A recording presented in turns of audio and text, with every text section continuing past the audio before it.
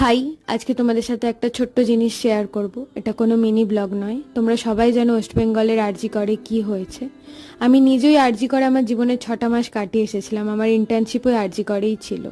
নিজে একজন মেডিকেল প্রফেশনিস্ট এবং অ্যাজ আ ওমেন আমার কাছে এটা খুবই লজ্জার।